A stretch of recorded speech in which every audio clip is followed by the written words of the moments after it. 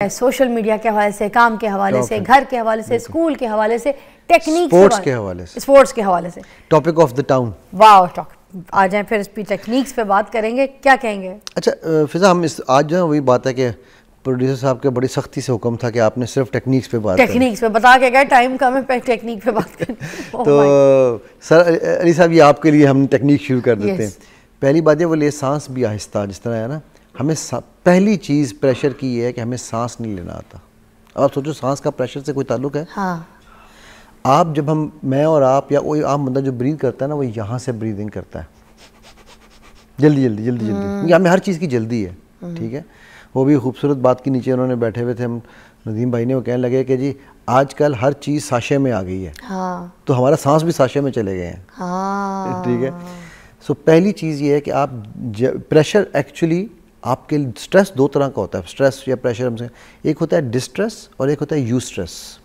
Distress वो है जो आपसे गलत करवाता है, आपको टेंशन देता है, आपको मतलब आपके कोर्टिजोल प्रोड्यूस करता है, आपको नेगेटिविटी देता है, आपको हर तरह की चीज़ है।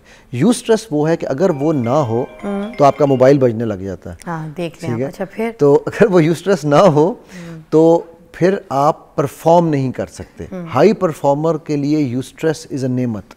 ठीक होगी। अच्छा, अब यू स्ट्रेस की मैं एग्जांपल ये देता हूँ। मैं आज भी अभी भी आपके शो के लिए अंदर आ रहा था ना, हालांकि इतना अल्हम्दुलिल्लाह काम किया, आपके साथ भी काम किया और भी कर रहा हूँ, तो पेट में गुड़गुड़ होती है। पेट में क्यों गुड़गुड़? तो मेरा यू स्ट्रेस का तरीका है। अच्छा। वो मुझे कह रहा है कि तुम एक इवेंट करने जा रहे हो, ठीक है। अच्छा। सो वो गुड़गुड़ होना एक नेचुरल है, अननोन, मतलब मुझे तो ये भी नहीं पता आज टॉपिक क्या है हमारा। अच्छा, मुझे ऐसा लगता है, मैं आपको बताऊं, मैं जब प्रेशर में होती हूँ ना, तो मुझे ऐसा लगता है कि जैसे आप वो झूले पे नहीं बैठते, जो किश्ती वाला झूला होता है और आपका दिल ऊपर नीचे, मुझे वो होता है स्ट्रेस में। एग्जैक्टली, ठीक। अब हर एक का एक अपना अपना है। अब ये स्ट्रेस नहीं है ना, ये यू स्ट्रेस है। अच्छा। वो आपको बेहतर बनाता है, राइट।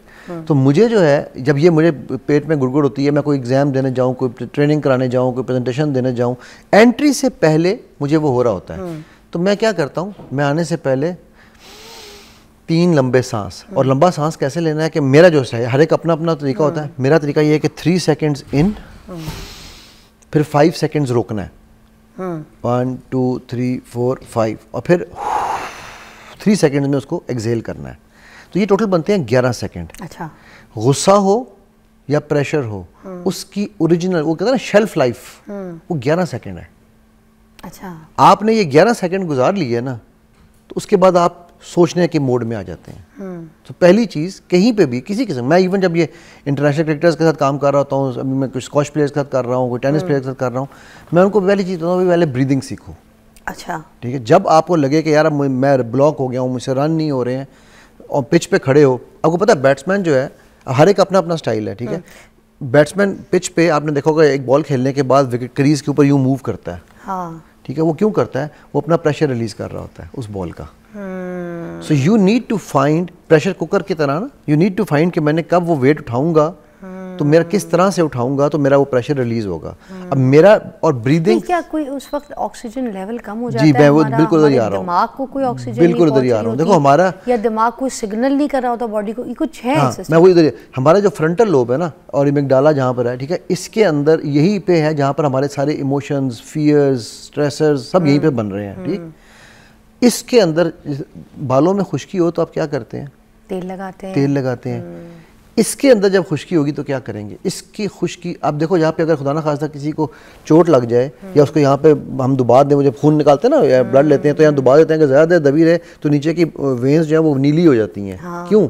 हाँ। उनमें ऑक्सीजन नहीं जा रही ब्लड में। अच्छा। जब यहाँ ऑक्सीजन नहीं जाती तो ये भी बेचारी सुकड़ जाती हैं, काम छोड़ जाती हैं। जब आप ये डीप ब्रीदिंग करते हैं तो दिन में, मैं सजेशन दूंगा कि दिन में कम से कम 3 से 4 दफ़ा डीप ब्रीदिंग करते रहा करें। अच्छा। ठीक है। वैसे ही करते रहें, ठीक है, आपके लिए वैसे भी अच्छा है। ओके। तो जब आप ये डीप ब्रीदिंग करते हैं ऑन द स्पॉट, क्योंकि आपका 3 तरह के रिस्पॉन्स होते हैं, फ्रीज, फ्लाइट या फिर फाइट। पहले जब आप फ्रीज होते हैं, बंदे का जब होता है अचानक कुछ आया, तेरी बॉस ने बुला लिया, अब क्या करूं, उस टाइम पे अगर आप ब्रीदिंग करें, समटाइम्स कुछ नहीं भी होता, एंड देन जस्ट बॉस ने बुला लिया and then you are freeze, exactly, right. उस टाइम पे जब आप वो डीप ब्रीदिंग करेंगे तो आपको थिंकिंग का प्रोसेस मिलेगा। ठीक है। ये पहली चीज है कि breathing is the most important thing. Second, मैं अपने आप से एक सवाल हमेशा पूछता हूँ, व्हाट वर्स्ट कैन हैपन, ठीक है। और उसका फिर सेकंड फेज होता है दिस शैल पास टू, ये वक्त भी गुजर ही जाएगा, ठीक है।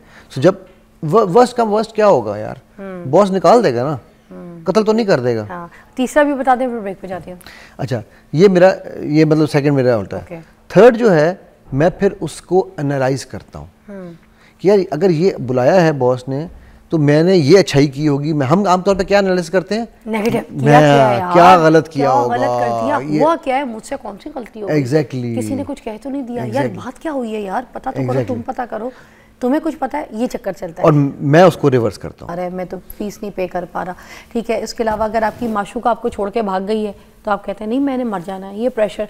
फिर अगर किसी को कोई बात कहनी है, घर वालों को कुछ कहनी है, तो इस डर से कि भाई मेरा क्या होगा, या बेटा अगर घर पे किसी चीज़ की डिमांड करना चाहता है और उसको ये प्रेशर है कि मुझे मेरा बाप घर से निकाल देगा या फिर मुझे कोई जॉब से निकाल देगा मेरा जो बॉस है, तो ऐसी ऐसी छोटी छोटी हरकतों पर, या फिर कि मेरा मार्क्स अगर अच्छे नहीं आए एग्ज़ाम में तो मुझे जो है ना मेरे घर वाले क्या कहेंगे, तो सुसाइड अटैम्प्ट कर लेना, मतलब अपनी जान से हाथ धो बैठना, ऐसा भी प्रेशर इस हद तक भी पहुंच जाता है। बिल्कुल पहुंचते हैं फिजा। और उसकी वजह ये होती है, वो प्रेशर कई दफ़ा ना खुद साख्ता होते हैं, सेल्फ इन्फ्लिक्टेड होते हैं, क्योंकि हमें ये लग रहा होता है, मैं ना इस वो क्या कहते हैं, मायूसी, कुफर ऐसे नहीं कहते हैं, ठीक है। हमें ये लग रहा होता है कि बस this is the end of the world. घर वाले जो हमारे प्यारे हैं वो बजाय इसके कि हमारे प्रेशर रिलीजर्स बने, वो डिमांडिंग करने लग जाते हैं।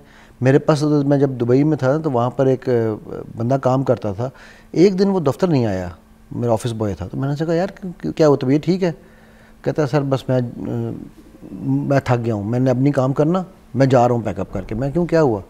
कहता सर मैं यहाँ बैठ के कमाता हूँ, ठीक है, यहाँ आपके सामने सुबह से शाम तक मेहनत करता हूँ, पीछे जनाब बीवी और माँ लड़ते हैं। बीवी कहती है कि तू माँ को पैसे भेजता है, माँ मुझे नहीं पूरे देती, माँ कहती है तूने अगर बीवी को पैसे दिए तो मैं तुझे छोड़ दूँगी। तो सर मैं किस लिए कर रहा हूँ?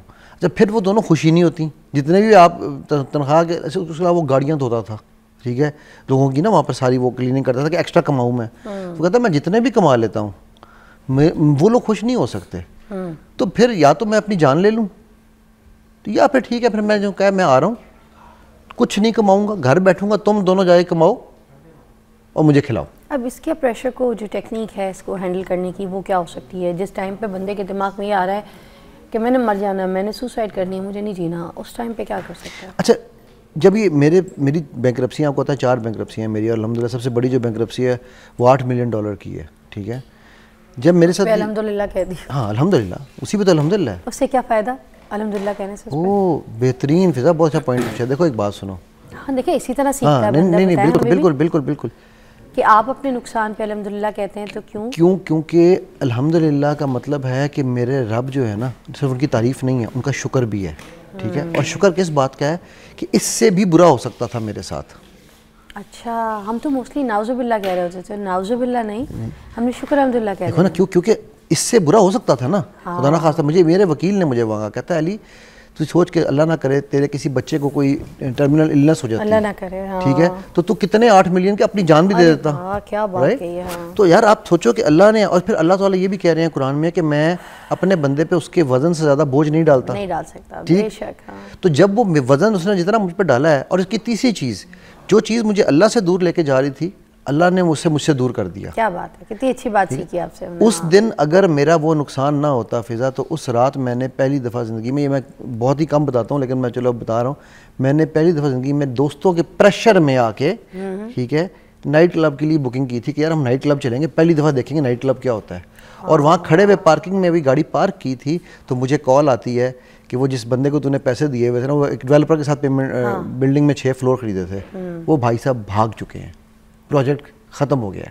अच्छा। और अल्लाह ने मुझे उस पार्किंग से वापस मुड़वाया, क्योंकि मेरे रब को पसंद नहीं था कि मैं वहाँ जाऊँ। वाह वाह वाह, क्या बात है, ठीक है, देख लें। सो अब ये देखो, ये है वो जो हज़रत, उस जो एक हदीस जिसने मेरी ये ज़िंदगी में प्रेशर हैंडलिंग को मुझे बहुत ईज़ आउट किया ना, हज़रत अबू रज़ी की हदीस है, इब्न माजा की। क्या वो फरमाते हैं कि मैंने पूछा अल्लाह के नबी सल्लल्लाहु अलैहि वसल्लम हमारा रब कैसा है? हाँ। तो आपने फरमाया हमारा रब बंदे की बेबसी पे मुस्कुराता है।